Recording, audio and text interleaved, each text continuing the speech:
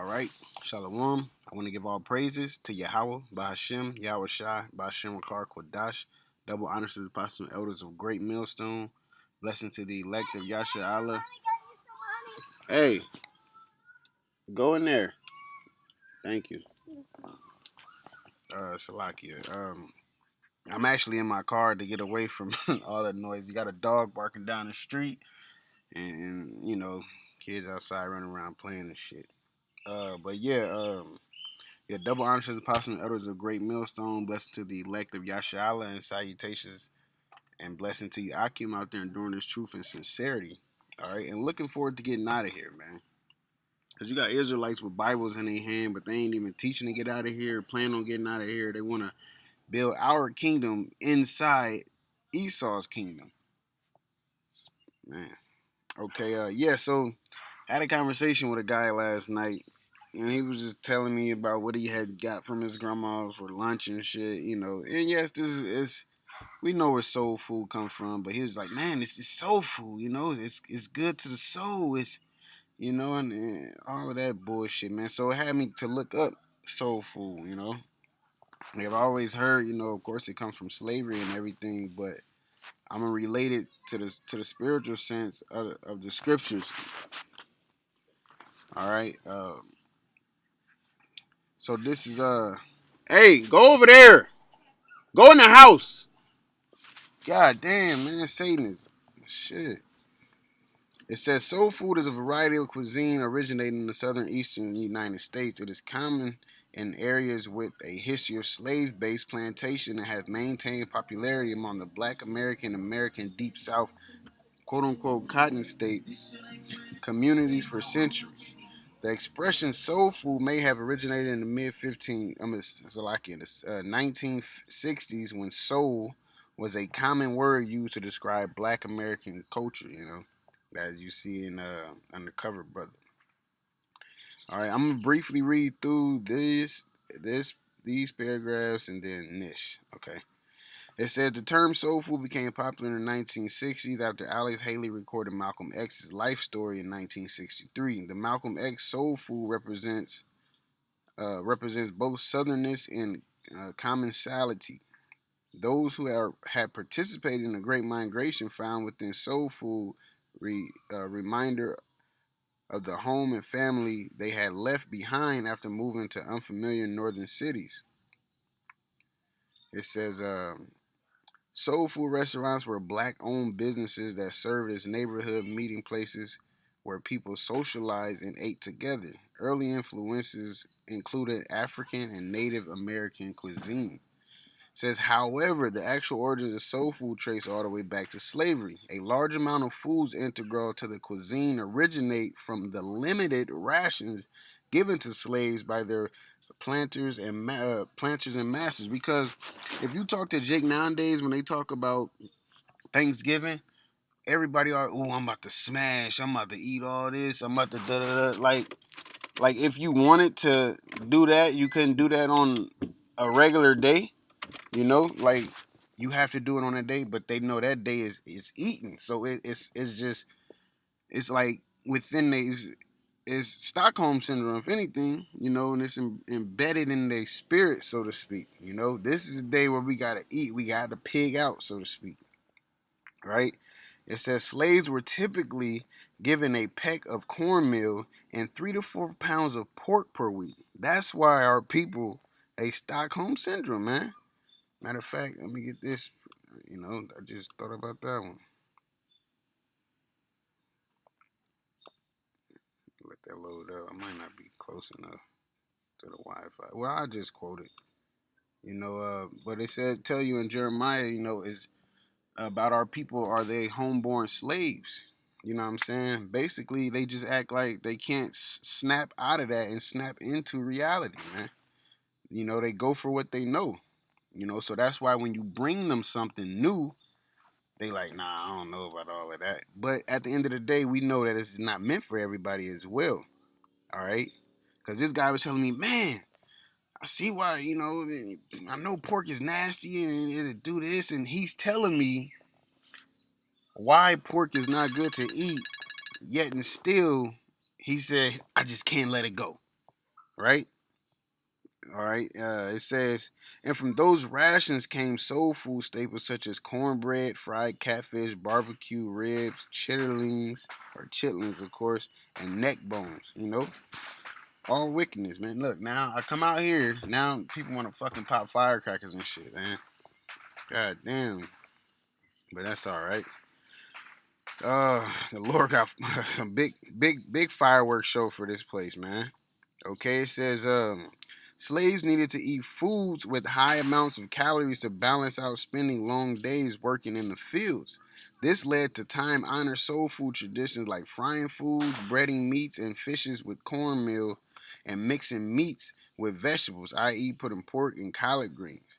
Eventually, the slaves' invented style of cooking started to get adopted into larger southern cultures as slave owners gave special privileges to slaves with cooking skills. Okay, so yeah, I just wanted to get those two paragraphs. So now where pretty much come from. And also with the Native Americans, it says Southern Native American culture, Cherokee, Chickasaw, Choctaw, Creek, and Seminole. It is an important element of Southern cuisine.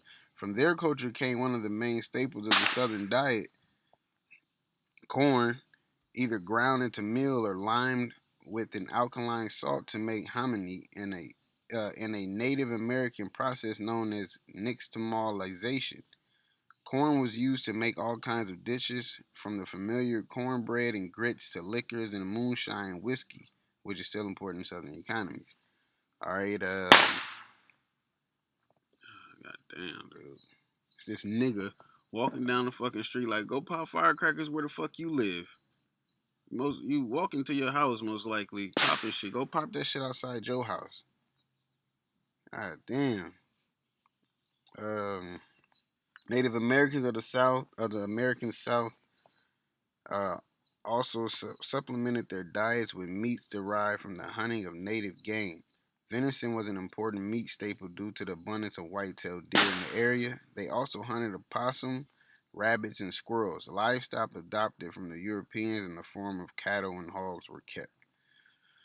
Okay, when game or livestock was killed, the entire animal was used. Aside from the meat, it was common for them to eat organ meat such as brains, livers, and intestines. This tradition remains today in hallmark dishes like chitlins, which are fried small intestines of hog, liver mush, a common dish in the Carolinas made from hog liver, and pork brains and eggs. And they actually sell that shit. Like at my job, we make like company containers, and we put their logos on it or we put their brand on it, the ingredients and all of that shit. And they actually got pork brains and shit, man. They sell them shit in like red containers. It was something else, some pork, some crazy shit. I was like, really? What the fuck? But it all comes down to Esau going against the Most High, man. Okay, matter of fact, let me grab this. This is Leviticus 11 and 1. And the Most High Yahawah spake unto Moses and to Aaron, saying unto them, Speak unto the children of Israel, saying, These are the beasts which ye shall eat among all the beasts that are on the earth. So the Lord gave us a dietary law, right? All right, from four-footed beasts to beasts that fly, beasts of the sea, down to the creeping and crawling things. He gave us a whole dietary law, what to eat and what not to eat, based on health wise, based on keeping your body healthy, balanced. All right, giving your body the proper nutrients and minerals and vitamins that it needed. Along the fact that he got certain animals that are just scavengers. They eat anything. They clean up the earth, meaning they are meant to eat dirty things to clean up the earth. So why eat an animal that cleans up? You know, why eat an animal that cleans up the world, so to speak? All right, so and it actually gets into that. I think that was about it to that. So now we go health concerns. Traditionally prepared soul food tend to be very high in starch, fat, sodium. See y'all later. Traditionally prepared soul food tend to be very high in starch, fat, sodium, cholesterol, and calories. All right. In contemporary times, some traditional style soul food have been implicated in abnormal high rates of high blood pressure, which causes hypertension, type 2 diabetes, clogged arteries, stroke, and heart attacks suffered by Americans. So hey, shit. At the end of the day, fucking McDonald's, McDonald's is a form of that. But we really speaking on the soul food is this. That's why and when you read down, what else did it get into? Where's the shit about the lard? Oh yeah, it says an important aspect of the preparation of soul food was the reuse of cooking lard. Because many cooks could not afford to buy new shorteners to replace what they used, they would pour the liquefied cooking grease into a container. After cooling completely, the grease resalified and could be used again the next time the cook required lard. So, but now our people use that, they use oil and butter and things. They'll fry some chicken, pour it in a fucking container, save it for next time. And then they be talking about that's old grease. Man, pour that shit out, get some new grease, man. But this is where it all comes from, man. Like a brother told me a story. He said a daughter went to her mom and said, "Mom, why did you cut the legs off the chicken before you put it in the pan?" She said, "I don't know, because my grandma did it." She went to her grandma. "Why do you cut the legs off before you put it in the pot?" "I don't know, because my mother did it." The mother. And then so she went to the great grandma and was like, "Great grandma, why do you cut the legs off before you put it in a pot?" And she said, "Oh, I just did that because the whole chicken wouldn't fit in there." So it's traditions handed down to traditions, is handed down to traditions. And a lot of our people don't even understand the reason why they're doing things. So when you bring something new to them, they reject it because that's all they know, man. All right. So I just wanted to get into that a little bit. Now, the spiritual sense of it is what? Jeremiah 3 and 15. Matter of fact, 14. "Turn, O backsliding children." The Lord's talking to Israel. "Said Yahawah, for I am married unto you, and I will take you one of a city and two of a family, and I will bring you to Zion." He's not coming to save everybody. Why? Because you have backsliding children that will not turn back. Okay? They're not going to turn back to Yahawah. Why? Because America is all they know. Everything that America has fed them with, they're okay digesting. They're okay taking it to their body. And they okay whining and dining off of that, man. All right? But this is what the Lord said. "And I will give you pastors according to mine heart, according to his mind, his thinking." All right? "Which shall feed you with knowledge and understanding." Okay, so going back to what Americans feed our people with, that's all that they want. That's all that they know, right? But the Lord said He's going to feed us according to His mind, by do of pastors who was going to feed us with knowledge and understanding. Hence the apostles and elders of Great Millstone. Hence their elders. From the start of Abba Bivens on down to the least of us, man. All through the spirit of Yahawah Shem Yahawashi. Okay. That's the good food. You know what I'm saying? This is the real soul food, so to speak. Not no goddamn foods high in sodium, cholesterol, and calories, and what else did that shit say? Fat and starch and shit. Of course, your body need a certain amount of everything, but that type of food overdoes it, man. All right. This is John 63. I mean 6:33. It says, "For the bread of the Most High is he which cometh down from heaven and giveth life unto the world." Then said they unto him, "Lord, evermore give us this bread." And Yahushua said unto them, "I am the bread of life. He that cometh to me shall never hunger, and he that believeth on me shall never thirst. But I said unto you that ye also have seen me and believe not.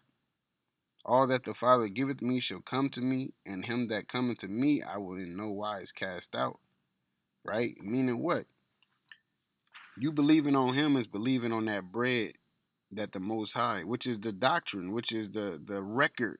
Okay, which is the record of the Lord. You know what I'm saying? Um, him dying upon the cross, him being resurrected. All right, him being the only begotten Son. Okay, his name being Yahawah. All right, you gotta believe the record of him. You know, 1 John 5:20. Okay, it says, all that the Father giveth me shall come to me, and him that cometh to me I will in no wise cast out.